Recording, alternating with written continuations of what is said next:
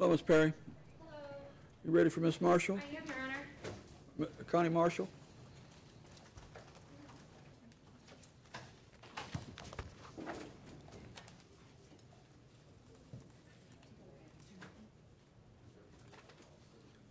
All right, so Miss Marshall, this is, you met Miss Perry here. She's a public defender that I appointed to assist with this. We're going to see how it goes. You do need a lawyer, at least to help you with this. May I state something on the record? Sure. Okay, that I did not ask for a public defender, nor do I qualify for a public defender. I do own a home, and I work a job. I did state that I would get my own attorney, but you appointed me a public defender anyway. Do you have a lawyer? I'm looking for a lawyer right now. All right, until you get a lawyer, Ms. Perry's going to help you. We need for you to have a lawyer at all times, so we're going to try to work this out with Ms. Perry until you find a lawyer, and we need to kind of make some kind of progress with this case if it's at all possible.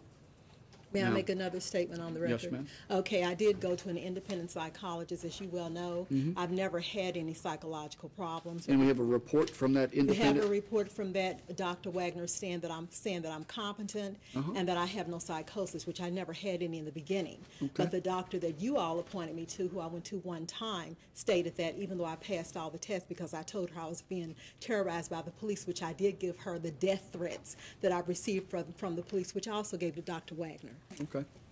Now, when are we going to be able to get Dr. Wagner in here to testify?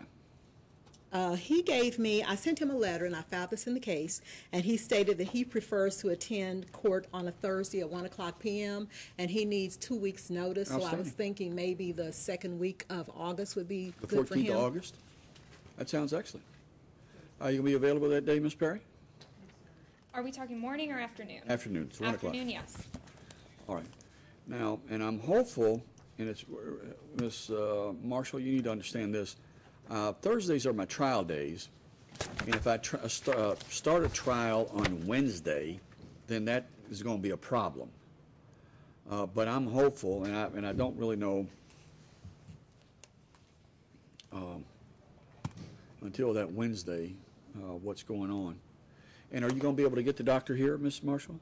I will send him a letter, as I did before, stating that the date is on Thursday. And he also sent me a letter stating that he wanted to be paid $500 up front to attend court, and I don't feel like I should be responsible for that fee because my paperwork in my court case states that I suffer from frequency devices and neurological problems. It has nothing to do with psychological. And I've been sent to a psychologist for no reason. There was no reason for me to go in the first place, and you can look at all the videos and see that there was no reason for me to go. I was not allowed any witnesses in that first competency hearing, and I had subpoenaed 3 witnesses. I was not allowed to subpoena my neighbors to come to court. Hang on. Let's focus on where we're at. Well, there was a fabricated document placed in the case by the prosecutor stating it came from my neighbors, but it had the prosecutor's telephone number at the front stating it was faxed to them. And anytime you send a fax, discussed that before. Right, and I work in an office. Anytime you send a fax, it has the fax number of the person that sent the fax on the fax, and it had the prosecutor's number on it. My neighbors didn't send it. I gave them all a copy. Now, Ms. Marshall, Dr. Wagner is your witness. And if the Dr. Wagner's requirement is that you pay him $500, you have to pay the $500. This is another one of these, it's sort of, you know, again, you've been charged with this crime, and you've been adamant that you're not guilty and that you were abused by the police and treated unfairly, and that it's been a pattern of conduct by the police department, and that a number of other things. And because you have a job and you own a house, it's going to be your responsibility, if that's what the doctor requires to testify, that you pay him that money. But I've been coming to court for 2 years and 3 months, and the police have never shown up, even when you subpoenaed them. In fact, they've never been to court, and there's no criminal complaint in this case, the RCR 2.02, which should have been filed by the prosecutor. We've been through both those arguments before, Ms. Marshall, and there is a citation in the file. And the police have been excused most of the time because we are here just trying to go through this competency evaluation. May I state that that's been 2 years and 3 months that I've been coming since June 2012 with nobody ever coming to court with me, and I've posted all these videos on YouTube and on my website and sent them to Washington. I And we're going to see you on the 14th. Make arrangements for the doctor to be here, and then we'll be able to question the doctor about the report, and then and we'll at that time have a determination whether you are in fact competent, and then we'll know if you're determined to be competent. Then we need to either set this case for a trial. Let me look at this one thing here, because I think she's been charged with a felony crime of wanton endangerment in the first degree, and I don't think that's ever been amended. She's been charged with fleeing or evading in the first degree. Are you familiar with the facts of this case, Ms. Wolford? I've looked through it in your hand. Well, let me tell you, let's make sure that we understand what the facts of this case are. This is best I can tell. Miss Marshall wanted to report an incident to the police department. She arrives at the police department, and somehow there's a communication breakdown in the police department. And the best I can tell, she's on foot in the police department over here at 7th and Jefferson. From there, she leaves the building. I drove. I have a car. Hang on for a second. Okay. But you walked out of the building. And they pushed me out of the building. Hang on for a second. Like Hang on. that. But I'm going to get to some factual things that occurred here. So I guess to back it up, you drove to the building, the police department at 7th and Jefferson. Yes. You went in to file a report about some incident that was occurring. Somehow there was a communication breakdown and you left the building, or you were pushed out of the building. Anyway, she gets in an automobile. From there, and for reasons unknown and it's unclear to me, the police begin to chase her. This is at 5:30 in the afternoon, rush hour. And apparently, I believe that I don't know where she parked, when she got to her car. I don't know when the police decided they wanted to chase her. Whether Miss Marshall says they pushed her out the door. Somehow she was able to leave the police headquarters on foot, right? And managed to get to an automobile. She gets to an automobile, and then there becomes some kind of a chase kind of a scene where the police are chasing her through rush hour traffic. The police say she refused to stop and numerous other things and put people's lives in danger and so on and so forth, and that she was sort of boxed in, and then there was some kind of a confrontation there where I was stomped, and I ended up with a chest contusion, a malleolin, large heart, and a compressed vertebrae. And they said their cameras went off while they were stomping me. and then she gets locked up. Okay. So it's a bizarre set of circumstances, and what I'd really like for the county to do is to make a determination whether they are prepared to go forward on these felony crimes. So should Ms. Marshall be determined to be competent, we need to find out what our next step is. And if the case is going to be referred to the grand jury, are we going to have a probable cause hearing to make a determination whether the case should go to the grand jury, or are we going to try this case as a misdemeanor? And if Ms.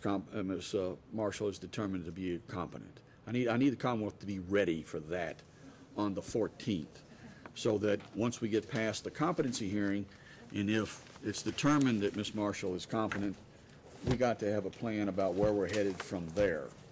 So, Ms. Marshall, you need to talk to the doctor, make sure the doctor gets here. It would be a good idea. I know you say you want to hire a lawyer, all right? It'd be a good idea for you to have a lawyer on that day.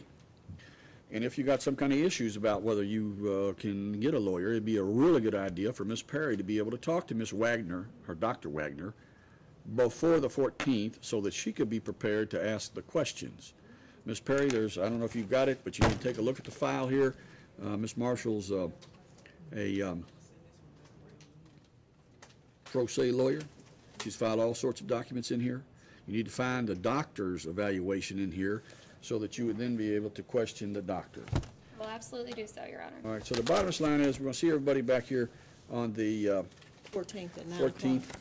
Well, we're really going to get started at 1, right? It's going to be on the docket at 9, but we'll get started on August the 14th, and it's really going to be at 1 o'clock because I've got other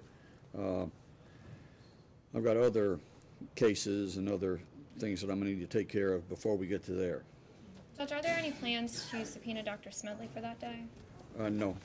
May I ask one more thing? Uh-huh. I was not allowed witnesses that I subpoenaed that were sitting in court for the first competency hearing with the court-appointed psychologist. I would like my witness to testify for me, and I would like to subpoena them again, and I would also like to subpoena my neighbors who the prosecutor's office stated sent that derogatory fabricated letter that was supposed to be faxed in by my neighbors. I would like to subpoena all my neighbors. So You can subpoena whoever you believe is appropriate. Okay. Now, I'm not sure it's going to change, and we'll talk about this again, and just as some background here for everybody, because I don't know if everybody remembers this. There was a document. Dr. Smedley wanted all of the information contained in the file, and maybe and somehow I don't know if Ms. Marshall had requested and received all of the documents that the county attorney may have been involved in. So there's a document that was given to Dr. Smedley that was alleged to be some kind of a letter from her neighbors, and it wasn't even signed. I don't think it was. I think it was typed, but if it was, there was nobody identified as to who was responsible for preparing the letter, except for people in the neighborhood or something vague like that. But the prosecutor's number was on the fax, and when you Yes, send the fax, it has the... And the testimony was, or what we talked about was, that document had been received by the county attorney's office, and that was the explanation for the fax number. It wasn't the originating number, it was the receiving number. Or that's what the discussion was. Now, and there was a question asked of Dr. Smedley about that and whether she relied on it in any regard, and she said that she didn't. She didn't rely on that in any regard. It's an anonymous letter, and it has absolutely no evidentiary value at all. But it was in her Anywhere, doctor's notes that I got a copy of. I know, but it has absolutely no value. It has absolutely no value, and that Dr. Smedley testified that she did not rely on it, in any regard, because it's just an anonymous letter. And anybody, anywhere, anyhow, can write an anonymous letter, and it has no evidentiary value. Now, all these witnesses that you want to subpoena, you want to subpoena them in so that we can question them about whether they wrote the letter, and I presume that all of them Didn't write the letter. that they didn't. I gave them all copies up and down the block where I live. They did not write that letter. See, and are you prepared to stipulate, Ms. Wolford, to the testimony of any witness that Ms. Marshall may bring in that they did not write this letter? Yes. Right. So we're not going to, you can subpoena them in, but I'm probably not going to let them testify, because the prosecutor here says that she says that we're prepared to agree and admit that this letter is one of these anonymous, mysterious, mischievous, useless documents. But may I state something? Sure. It depicts criminal activity because it has the prosecutor's number at the top of the fax. And anytime you send a fax, I worked in offices all my life, it has the fax number of the person that sends the fax on the fax. And the prosecutor stated it was their fax number on the record. I have the video. Okay. That still doesn't go to all these witnesses that you want to call, because the prosecutor agrees that, just is prepared to say this document that you're very concerned about has no value. It has no value. Well, that would mean that violation of 524.1001 AB, tampering with physical evidence, fabricated document was placed in my case, and that's a Class D felony. All right. When someone fabricates evidence and it has the prosecutor's number at the top of the fax. Okay. Well, we're going to see everybody back here on August the 14th, and we'll go through it again and actually get the doctor here and go through the testimony of the doctor, because that's, what we need to do is really focus very sharply on exactly what we want to do. We want to make a determination whether Connie Marshall is competent to stand trial. We're going to have the doctor's testimony, doctor be cross-examined, there'll be a determination whether Connie Marshall is competent to stand trial, and then we'll figure out where we need to go from there. Judge, I just want to be clear. There's already a finding of incompetency but likely to regain. Is this Yes. a further evidentiary hearing on that, or are we starting Well, this is incompetency over? we're not starting over because, so what, Or are we determining whether or not she's likely to regain? I just want to be clear on what my burden will be next time. And there's also a finding by Dr. Wagner that I am competent. I've And never that's- had any psychosis. and that's what we're doing the And that's the hearing on. doctor I hired that I went to Correct. 3 times. I only went to their doctor 1 time. And I passed all her tests. And she's basing it on the fact that I stated the police were terrorizing me, which she has copies of the death threats, just like I Okay. gave Dr. And that's Wagner. why we're all right, hang on a correct? second. And there's been 16 today. Everybody needs to just stop talking for a second. I need to try to answer Ms. Perry's question. This is just a little bit unusual in that What this would be, it's either a continuation of the competency hearing. So part of the testimony was from Dr. Smedley, and then, and at that time, after that, I made a finding of incompetence and likely to regain with treatment. But then I was convinced, and there was an agreement by the Commonwealth, that Ms. Marshall could go to an independent evaluator. And Ms. Marshall had promised that she was going to go to an independent evaluator months and months and months before the competency hearing. But it never was accomplished. And I guess for whatever reason, let's just say, leave it there. Money. So what we've done here, I think, is sort of reopen the issue of competency, understanding that we have proof from Dr. Smedley that's in the file, but Ms. Marshall has managed to go to an independent doctor of her choosing and gotten another report. So we're going to revisit the finding of incompetence based on the testimony that we might hear, hope to hear, from Dr. Wagner on the 14th. Does that clear it up for you? It does. Thank you, Judge. Outstanding. We'll see you on the 14th. Thank you. All right, Gilberto Castro.